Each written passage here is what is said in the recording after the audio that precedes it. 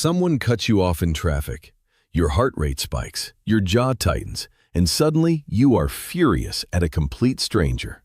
Or someone says something small, barely anything, and you react in a way that surprises even you. Too big, too fast, too much for what actually happened. And afterward, maybe you feel embarrassed or confused, because some part of you knows the anger did not match the situation. The traffic was not the real problem. The comment was not the real problem, but something inside you fired anyway. Here is what I want to show you today. Anger almost never means what it appears to mean. The thing you think you are angry about is rarely the thing you are actually angry about. And once you understand what anger is really doing, what it is protecting, what it is covering, what it is trying to say, you will never experience it the same way again. This is the most important thing I will say in this entire video. Anger is almost always a secondary emotion, meaning it is not what you feel first, it is what you feel on top of something else. Underneath most anger, there is a primary emotion: fear, hurt, shame, humiliation, grief, helplessness. These are the emotions that actually arrive first, but they are vulnerable emotions. They expose something. They make you feel weak, small, out of control. And the human brain does not like that, so it converts. It takes the vulnerability and wraps it in something that feels stronger, something that pushes outward instead of folding inward. Anger is that conversion. It is the brain's way of turning pain into power, or at least the feeling of power.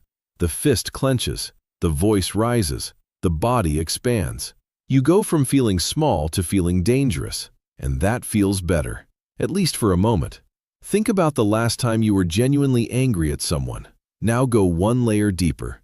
Were you actually afraid of losing them? Were you hurt by something they said? Did they make you feel invisible or disrespected or like you did not matter?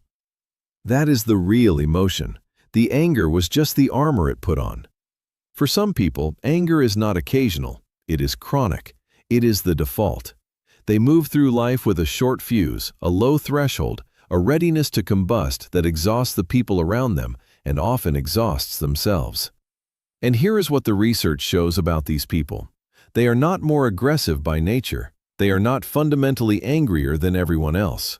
What they are, almost without exception, is people who learned very early that vulnerability was dangerous, that showing fear or sadness or hurt led to punishment or mockery or being ignored, that the only emotion that got a response, that got any kind of reaction from the world, was anger.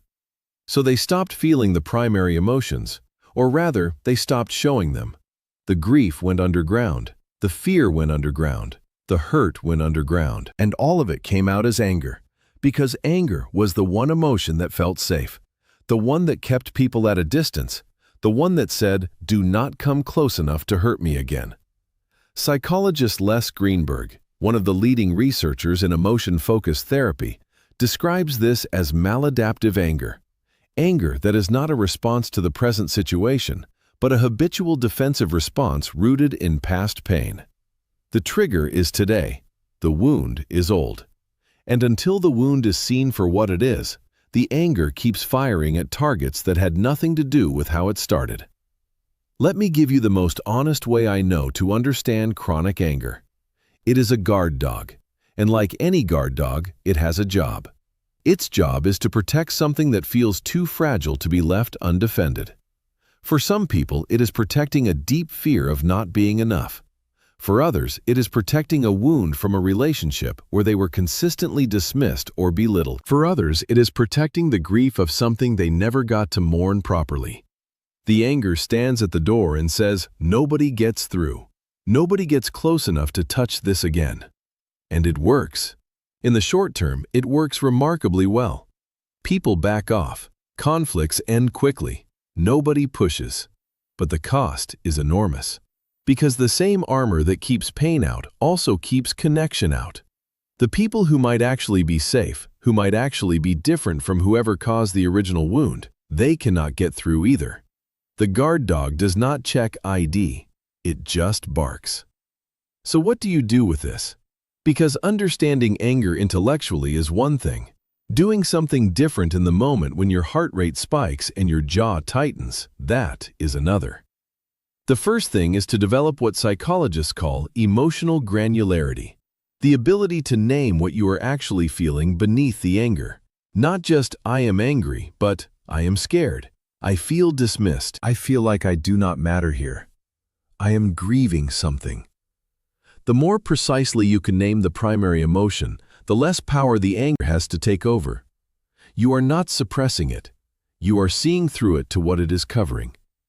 The second thing is to pause long enough to ask one question.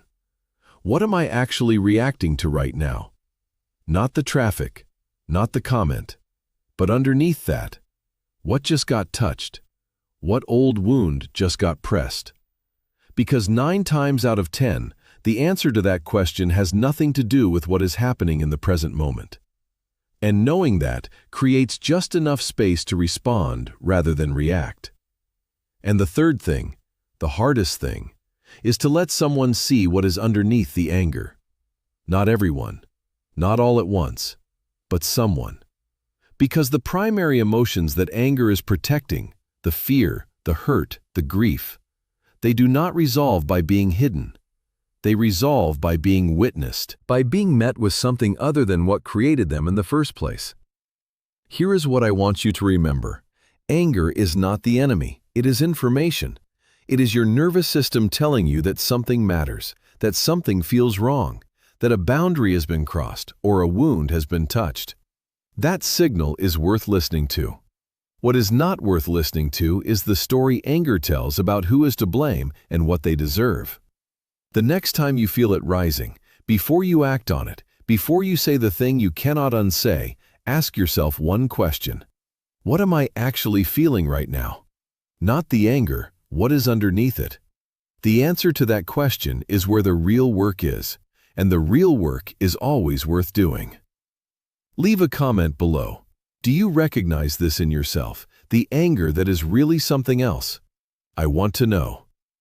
Thank you for watching. Subscribe if this resonated, and I will see you in the next one.